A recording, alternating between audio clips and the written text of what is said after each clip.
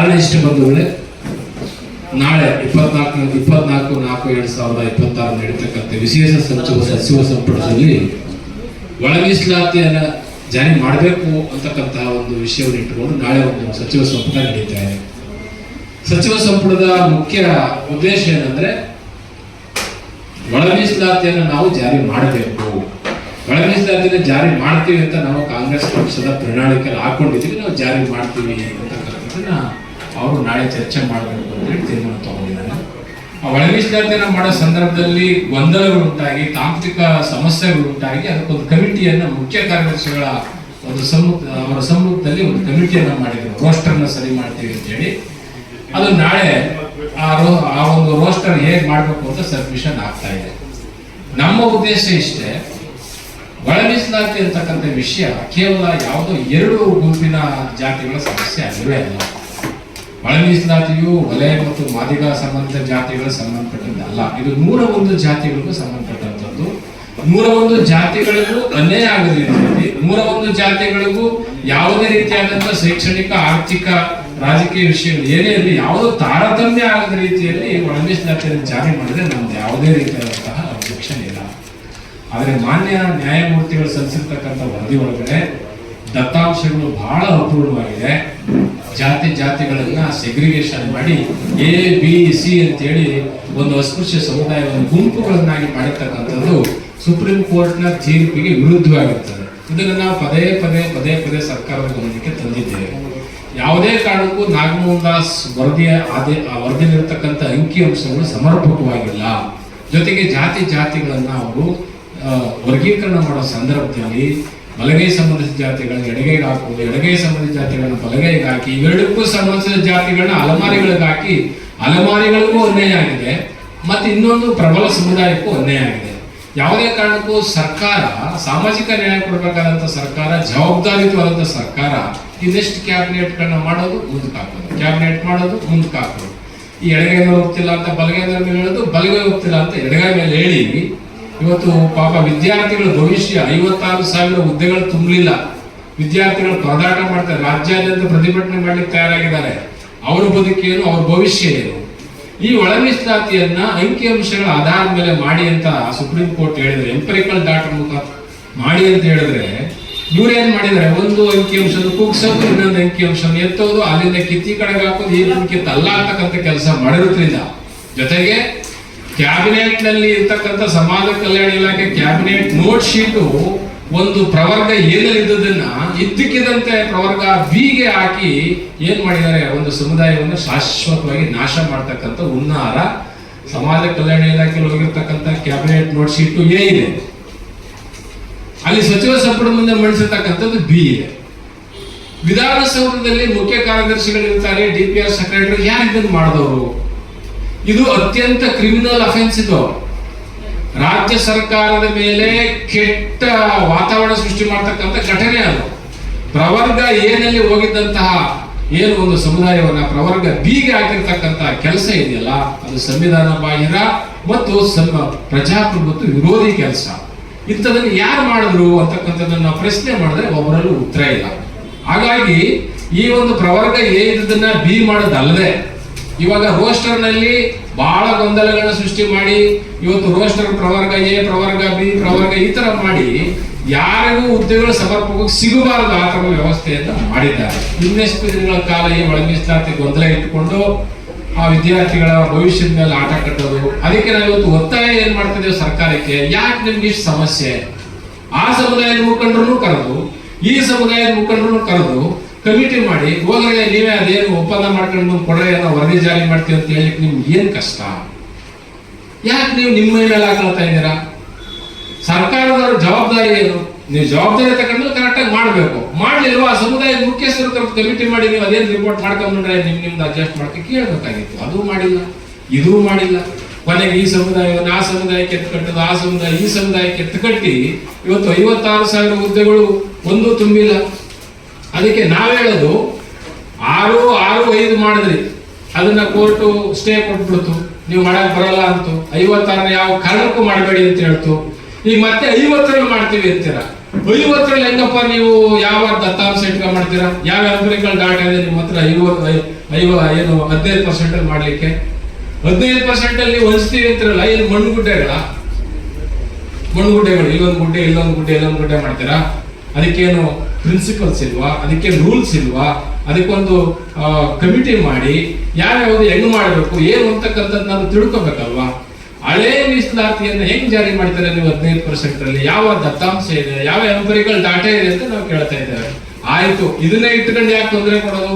ಹಳೆ ಮೀಸಲಾತಿ ಏನಿತ್ತು ಅದನ್ನ ಯಥಾವತ್ ಜಾರಿ ಮಾಡ್ರಪ್ಪ, 15% ಜಾರಿ ಮಾಡಿ ಉದ್ಯೋಗ ತುಂಬಿ. ಪಾಪ ಯಾಕೆ ಅವ್ರಿಗೆ ತೊಂದರೆ ಕೊಡ್ತೀರಾ ಜನರಲ್ ವಿದ್ಯಾರ್ಥಿಗಳಿಗೆ ಎಂದು ನಾವು ಈಗಾಗಲೇ ಹಿಂದಿನ ಸಮಾವೇಶದಲ್ಲಿ ಕೇಳ್ಕೊಂಡಿದ್ದೇವೆ, ಎಲ್ಲಾ ಸಮಾವೇಶದಲ್ಲಿ ಹೇಳಿದ್ದೇವೆ. ಹಳೆ ಮೀಸಲಾತಿ ಗೊಂದಲ ಇತ್ತಂದ್ರೆ ಕಮಿಟಿ ಮಾಡಿ ಆ ಸಮುದಾಯ ಈ ಸಮುದಾಯ ಎಲ್ಲ ಸಮುದಾಯವನ್ನು ಸೇರಿಸಿ ಅಭಿಪ್ರಾಯ ತಿಳ್ಕೊಂಡು ಮಾಡಿ. ಅದು ಬಿಟ್ಟು ಜನರಲ್ ಅವ್ರಿಗೂ ಸಮಸ್ಯೆ, ಈ ಕಡೆ ಈ ಸಮುದಾಯಕ್ಕೂ ತೊಂದರೆ, ಸಾಮರಸ್ಯನೇ ಇಲ್ಲ. ಆ ತರದಲ್ಲಿ ಇರ್ತಕ್ಕಂಥ ವ್ಯವಸ್ಥೆಯನ್ನು ಸರ್ಕಾರ ಯಾಕೆ ಮಾಡಬೇಕು? ಸರ್ಕಾರದ ಜವಾಬ್ದಾರಿಗಳೇನು? ಈಗ 6/5 ಅಧಿವೇಶನದಲ್ಲಿ ತೀರ್ಮಾನ ಮಾಡಿದ್ರಿ, ಒಪ್ಕೊಂಡ್ರಿ, ರಾಜ್ಯಪಾಲರು ಸಹಿ ಮಾಡಿದ್ರು, ಆಕ್ಟ್ ಮಾಡಿದ್ರು. ಆದಷ್ಟು ಕೋರ್ಟ್ ಏನ್ ಹೇಳ್ತು? ರಿಜೆಕ್ಟ್ ಮಾಡಕ್ ಬರಲ್ಲ ಅಂತ ಹೇಳ್ತು. ಆಯ್ತು, 15ರಲ್ಲಿ ಮಾಡ್ತೀವಿ. 15ರಲ್ಲಿ ಮಾಡ್ಬೇಕು ಅಂದ್ರೆ ಹೆಂಗ್ ಅದನ್ನ ಡಿವೈಡ್ ಮಾಡ್ತೀರಾ? ಎಷ್ಟು % ಡಿವೈಡ್ ಮಾಡ್ತೀರಾ? ದತ್ತಾಂಶನೇ ಇಲ್ಲ, ಎಂಪರಿಕಲ್ ಡೇಟಾನೇ ಇಲ್ಲ. ಈ ತರ ರಾಜ್ಯ ಸರ್ಕಾರ ಗೊಂದಲಗಳನ್ನ ಮಾಡಿಕೊಂಡು ಇಡೀ ಜನ ಸಮುದಾಯವನ್ನ, ಇಡೀ ಶೋಷಿತ ಸಮುದಾಯವನ್ನ, ಇದು 101 ಜಾತಿಗೆ ಸಂಬಂಧಪಟ್ಟಂತ ವಿಷಯ, ಇದೊಂದು ಸೂಕ್ಷ್ಮ ವಿಷಯ. ಇಂಥ ವಿಷಯವನ್ನು ಇಟ್ಟುಕೊಂಡು ವಿಶೇಷ ಈ ಕ್ಯಾಬಿನೆಟ್ ಕರದೇ ನಮ್ಗೆ ಅವಮಾನ ಮಾಡ್ತಿದ್ದಾರೆ. ಕ್ಯಾಬಿನೆಟ್ಗಳು ಮಾಡಿ ನಮ್ಗೆ ಅವಮಾನ ಮಾಡೋದು. ಯಾಕೆಂದ್ರೆ ಒಂದು ಸಬ್ಜೆಕ್ಟ್ ಎಷ್ಟು ಕ್ಯಾಬಿನೆಟ್ ಕರೀತೀರಿ ಸರ್? ಯಾವ್ದೋ ಒಂದು ಕ್ಯಾಬಿನೆಟ್ ಡಿಸೈಡ್ ಮಾಡಿ, ಕಮಿಟಿ ಒಪ್ಲಿಲ್ವಾ ಆ ಸಮುದಾಯದವ್ರನ್ನ ಕಮಿಟಿಗಳು ಕರೀರಿ, ಕರೆದ್ಬಿಟ್ಟು ನೋಡ್ರಿ ಹಿಂಗಿದೆ ಎಲ್ಲ ತೀರ್ಮಾನ ಮಾಡ್ಕೊಂಡ್ ಬರ್ರಿ ಅಂದ್ರೆ ಮುಗಿದವಾಗಿತ್ತು. ಅದು ಮಾಡಂಗಿಲ್ಲ, ಇದು ಮಾಡಂಗಿಲ್ಲ. ಹಾಗಾಗಿ ನಮ್ಮ ಉದ್ದೇಶ ಇಷ್ಟೇ, ನಾಳೆ ನಡೀತಕ್ಕಂಥ ಕ್ಯಾಬಿನೆಟ್ ನಲ್ಲಿ ಯಾವುದೇ ಸಮುದಾಯಕ್ಕೂ ನ್ಯಾಯ ಕೊಡುದು, ರೋಸ್ಟರ್ ಅಲ್ಲಿ ಆಗಿರ್ಬೋದು, ಅವ್ರ ಪರ್ಸೆಂಟೇಜ್ ಆಗಿರ್ಬೋದು, ಅವ್ರ ಜನಸಂಖ್ಯೆಗೆ ಅನುಗುಣವಾಗಿ ಏನ್ ಕೊಡ್ಬೇಕು ಅಂತಿದ್ರು ಎಲ್ಲರಿಗೂ ಸಮಾನವಾಗಿ ಕೊಟ್ಬಿಡ್ಬೇಕು. ನೀವೇನಾದ್ರೂ ನಾಳೆ ಹಿಂದೆ ಮಾಡಿದ ರೀತಿಯಲ್ಲಿ ಒಂದ್ ಕಣ್ಣಿಗೆ ಬೆಣ್ಣೆ ಒಂದ್ ಕಣ್ಣಿಗೆ ಸುಣ್ಣ ಮಾಡಿದಾಗೆ ಅದನ್ನ ಕುಗ್ಸೋದು, ಅದನ್ನ ಇಗ್ಸೋದು, ಅದನ್ನ ಕಿತ್ತಾಕೋದು, ಇದು ಕಿತ್ತಾಕೋದು, ಅದನ್ನ ಕಿತ್ತಿಲ್ಲ ಮಾಡ್ತಕ್ಕಂಥ ಕೆಲಸ ಮಾಡಿದ್ರೆ ಖಂಡಿತ ನಿಮ್ಮ ಸರ್ಕಾರಕ್ಕೆ ಯಾವುದೇ ಕಾರಣಕ್ಕೂ ನೈತಿಕತೆ ಇರಲ್ಲ. ನಿಮ್ಮ ಸರ್ಕಾರ ಯಾವುದೇ ಕಾರಣಕ್ಕೂ ಉಳಿಯಲ್ಲ ಅಂತಕ್ಕಂಥ ಮಾತನ್ನ ಹೇಳ್ತಾ ಇದ್ದೀನಿ. ನಮ್ಮವರೆಗೂ ನಾವು ಹೇಳ್ತಾ ಇದ್ದೇವೆ, ಯಾವುದೇ ಸಮುದಾಯ ತೊಂದರೆ ಆದ್ರೆ ಅಥವಾ ಈ ನಮ್ಮ ಸಮುದಾಯಗಳು ತೊಂದರೆ ಆದ್ರೂ ನೀವು ರಾಜೀನಾಮೆ ಕೊಟ್ಟು ಬರ್ಬೇಕು. ಯಾಕೆ ನೀವು ಇರ್ಬೇಕಲ್ಲಿ ಆ ಜಾಗದಲ್ಲಿ ಅಂತಕ್ಕಂಥದ್ದು ನಮ್ಮ ನಾಯಕರುಗಳು ಗ್ರಹಿಸಿದ್ದೇವೆ, ಭೇಟಿ ಮಾಡಿದ್ದೇವೆ. ನಿನ್ನೆ ಮುಖ್ಯಮಂತ್ರಿಗಳು ಭೇಟಿ ಮಾಡಿದ್ದೇವೆ. ಮುಖ್ಯಮಂತ್ರಿಗಳು ಯಾವುದೇ ಕಾರಣಕ್ಕೂ ಯಾವುದೇ ಸಮುದಾಯಕ್ಕೆ ಅನ್ಯಾಯ ಆಗದ ರೀತಿಯಲ್ಲಿ ಅವರ ಸಮ್ಮುಖದಲ್ಲೇ ಕರೆದು ಚರ್ಚೆ ಮಾಡಿ, ನಾಳೆ ಏನು ತುರಾತುರಿಯಲ್ಲಿ ಮಾಡಕ್ ಹೋಗಲ್ಲ, ಅವರೆಲ್ಲರನ್ನು ಒಪ್ಪಿಸಿ ನಾನು ಈ ಒಂದು ಇದನ್ನ ನಾನು ಜಾರಿ ಮಾಡ್ತೀನಿ ಅಂತಕ್ಕಂಥ ಮಾತನ್ನ ಕೊಟ್ಟಿದ್ದಾರೆ ಮುಖ್ಯಮಂತ್ರಿಗಳನ್ನೇ. ನಾವಿವತ್ತು ನಾವು ಮಾಡ್ತಕ್ಕಂಥ ಉದ್ದೇಶ ಇಷ್ಟೇ, empirical data is most important. Supreme court ತೀರ್ಪಲ್ಲಿ ಏನ್ ಹೇಳ್ತಾರೆ ಅಂದ್ರೆ, ರಾಜಕೀಯ ಹಿತಾಸಕ್ತಿಗೋಸ್ಕರ ಮನ ಬಂದಂತೆ ಯಾವುದೇ ನಿರ್ಧಾರಗಳನ್ನ ತೆಗೆದುಕೊಳ್ಳಬಾರದು. ಇದು ಸುಪ್ರೀಂ ಕೋರ್ಟ್ ನಿಬಂಧನೆ ಇದೆ.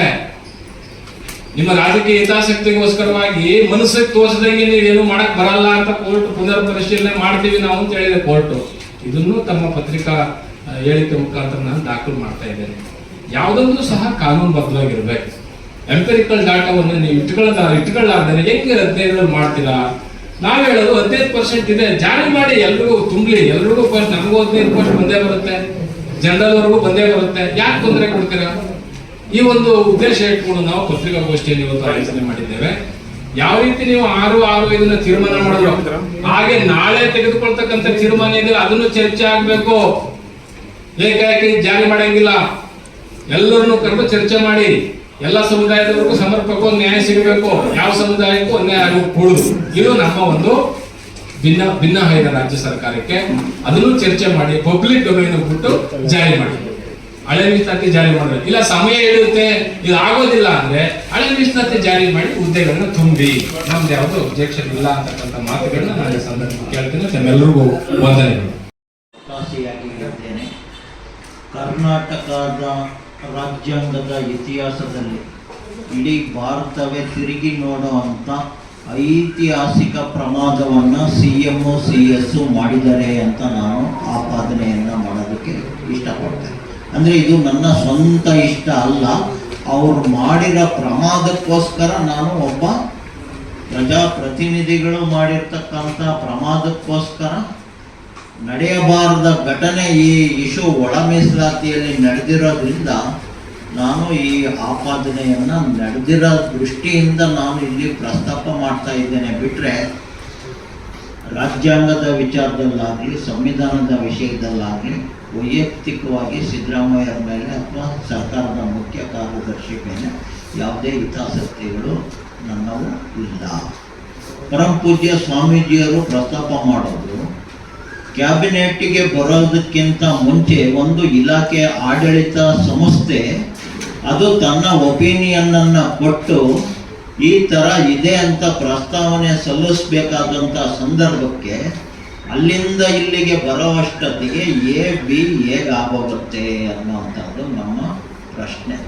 ಅದು ಕಾರಣಕರ್ತರು ಯಾರು ಅಂತ ಒಂದು ಕೆಲಸ ಯಾರು ಮಾಡಿದ್ರು ತಪ್ಪೇ. ಮುಖ್ಯಮಂತ್ರಿ ಮಾಡಿದ್ರು ತಪ್ಪೇನೆ, ಸರ್ಕಾರದ ಮುಖ್ಯ ಕಾರ್ಯದರ್ಶಿ ಮಾಡಿದ್ರು ತಪ್ಪೇನೆ, ಇಲಾಖೆಯವರು ಮಾಡಿದ್ರು ಕೂಡ ತಪ್ಪೇನೆ. ಅಂತ ಒಂದು ದೊಡ್ಡ ಪ್ರಮಾದ ಇದು ಎಲ್ಲಿಗೆ ಹೋಗುತ್ತೆ ಅಂತ ಅಂದರೆ ಸಾಕ್ಷಿ ಆಧಾರಗಳ ಅಪರಾಧ. ಹಾಗೆ ಇದೊಂದು ಸಣ್ಣ ಸಮಸ್ಯೆ, ಇದು ಭಾರಿ ದೊಡ್ಡದಾದಂಥ ಸಮಸ್ಯೆ ಏನಲ್ಲ, ಬಹಳ ಚಿಕ್ಕ ಸಮಸ್ಯೆ. ನೋಡಿ, ಆಡಳಿತ ಯಂತ್ರ ಮುಖ್ಯಮಂತ್ರಿ ಅಂದರೆ ಎಷ್ಟು ಅಸೆಟ್ ಇರುತ್ತೆ. IAS ಆಫೀಸರ್ಸ್, IPS ಆಫೀಸರ್ಸ್ ಇಂದ ಹಿಡಿದು ನೀತಿ ಆಯೋಗಗಳು ಅನ್ನೋಂಥವನ್ನೆಲ್ಲ ಸಲಹೆ ಕೊಡಕ್ಕೆ ಮಾಡ್ಕೊಂಡವ್ರೆ. ಹಾಗೆ ಅದಕ್ಕೆ ಸಂಬಂಧಪಟ್ಟಂಥ ಆಯೋಗಗಳೆಲ್ಲವೂ ರಚನೆ ಮಾಡುವಂಥ ಇಚ್ಛಾಶಕ್ತಿ ಇದೆ. ಆ ಥರ ಎಲ್ಲ ಇದ್ರೂ ಕೂಡ ಕಳ್ಳ ಸುಳ್ಳ ಮಾತುಗಳು, ಕಳ್ಳ ಸುಳ್ಳ ಪೋಸ್ಟ್ಪೋನ್ಗಳು, ಒಂದು ನಿರ್ದಿಷ್ಟವಾದಂಥ ಸ್ಪೆಸಿಫಿಕ್ ಆದಂಥ ತೀರ್ಮಾನವನ್ನು ತೆಗೆದುಕೊಳ್ಳದೆ ಇರ್ತಕ್ಕಂಥದ್ದಕ್ಕೆ ನಾನಾದರೂ ಕೂಡ ಭಾಳ ವಿಷಾದ ವ್ಯಕ್ತಪಡಿಸ್ತೇನೆ. ಇಂಥದ್ದಕ್ಕೆ ನಮ್ಮ ಗುರುಪೀಠ, ನಮ್ಮ ಸಮುದಾಯ ಯಾವತ್ತೂ ಕೂಡ ಸಹಕರಿಸಲ್ಲ. ಇಲ್ಲಿ ತನಕ ನಾವು ನಮ್ಮ ಪಕ್ಷ ಸಿದ್ದರಾಮಯ್ಯ ಅಹಿಂದ ಅಂತ ಹೇಳ್ಕೊಂತ ಬಂದಿರ್ತಕ್ಕಂಥದ್ದು ನಾವು ಯೋಚನೆ ಮಾಡಬೇಕಾದಂಥ ಸಂದರ್ಭಕ್ಕೆ ತಗೊಂಡ್ಬಂದಿಟ್ಟಿದ್ದಾರೆ. ಹಾಗೆ ಇದಕ್ಕೆ ನಾವು ನಮ್ಮ ಮಂತ್ರಿಗಳನ್ನೂ ನಾವು ಏನು ಬೆಂಬಲಿಸ್ತಾ ಇಲ್ಲ ಅಥವಾ ಅವರು ಕೂಡ ಇದರಿಂದ ಹೊರಗಿದ್ದಾರೆ ಅಂತ ಹೇಳಕ್ಕೆ ಇಷ್ಟಪಡಲ್ಲ.